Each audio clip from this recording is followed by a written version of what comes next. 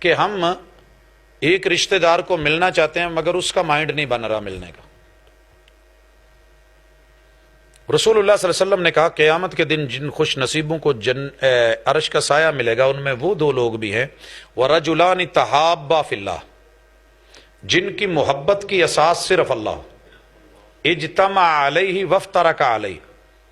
بس اوقات اکٹھا بھی ہونا پڑتا ہے اور رشتوں کے اندر ان کو سمجھانے کے لیے تھوڑی دوری بھی اختیار کرنی پڑتی ہے.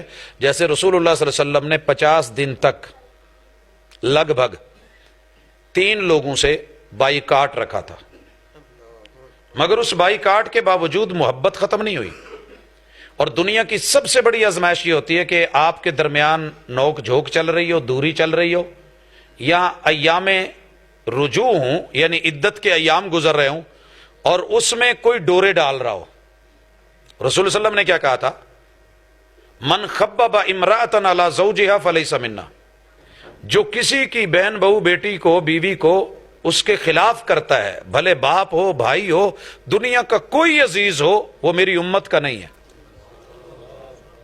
اور اگر آخری صورت کو دیکھوں، قل اعوذ برب الناس مالک الناس الہ الناس من شر الوسواس الخناس، اللہ خناس سے بچانا. کون ہے خناس؟ الذی یوسوس فی صدور الناس من الجنۃ والناس، جو کسی کے دل میں وسوسے پیدا کر کے رشتوں کو دور کر دے، یہ خناس ہے. کوئی انسانی شکل میں ہو، کوئی ہم میں سے ہو.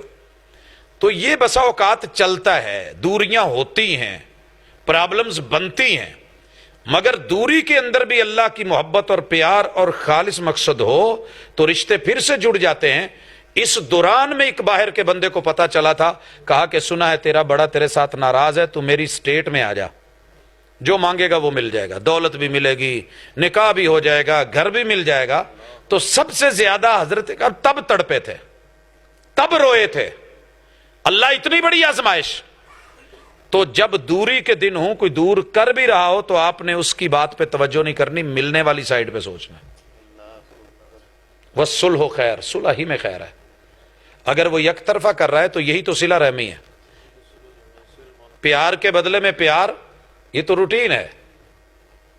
محبت یک طرفہ ہو، لوگ کہتے ہیں کہ سزا دیتی ہے، جو دو ہو دونوں طرف سے تو مزہ دیتی ہے، دونوں طرف سے تو پھر کیا ہوا؟ یک طرفہ ہے، ایک طرف جو ہے بے اعتنائی ہے اور خودداری دکھائی جا رہی ہے اور پتہ نہیں کیا کیا غرور تکبر دیگر معاملات ہیں، مگر آپ پھر بھی پیچھے پیچھے ہیں. تو وہ وقت یاد کریں جب اماں شہر جاتی تھی، آپ تو خیر شہر میں بیٹھے ہیں، اماں شہر جاتی تھی اور بچے کو لے کے نہیں جاتی تھی اور اس کی تڑپ ہوتی تھی میں نے جانا ہے، اور اماں کا پلو پکڑ لیتا تھا، کبھی ابا کا سائیکل کبھی موٹر سائیکل، ماں مار مار کے پیچھے چھڑاتی تھی، وہ دوڑ دوڑ کے پھر پیچھے جاتا تھا. آخر تنگ آ کے مجبور ہو کے بوڑھی بندے نو کہندی سی ایڈی وڈی گال کٹ کے نہیں ہٹنا، کی جم بیٹھا ہے چھٹ جی یہ ہے انہوں لے کے. آخر وہ بیٹھ کے ساتھ میں بعد میں جو ہنستا تھا نا وہ مزے کا ہوتا تھا. تو وہ والا بچپن والا رشتے کا انداز نبھائیں جس میں دوستی اور دشمنی کے معیار اتنے سخت نہیں تھے جتنے ہم بنا بیٹھے ہیں. تو انشاءاللہ نہ چاہنے والا بھی امید ہے مل جائے گا. لگے رہے لگاتار، جو پانی تھوڑا تھوڑا ٹپ ٹپ ٹپ ٹپ ٹپ ٹپ ٹپ ٹپ گرتا رہتا ہے وہ ایسا پکا نشان چھوڑتا ہے کہ پھر وہ صرف سے بھی نہیں، بورش سے بھی نہیں، تیزاب سے بھی نہیں اترتا. یہ نشان پکا ہوتا ہے. اور جذبات میں آ کے 100 بالٹی ایک دفعہ اکٹھی ڈال دیں تو کچھ بھی نہیں ہوتا، وہ نشان نہیں پڑتا. لہٰذا محبت ہو، لگاتار ہو، قائم ہو اور دائم ہو، یہ اللہ کو پسند ہے اور امید ہے انشاءاللہ اس کے اوپر عمل کیا جا سکتا ہے.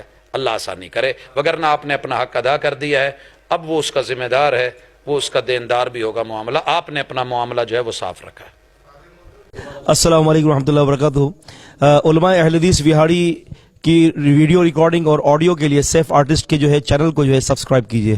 جزاکم اللہ خیرہ. السلام علیکم ورحمۃ اللہ وبرکاتہ.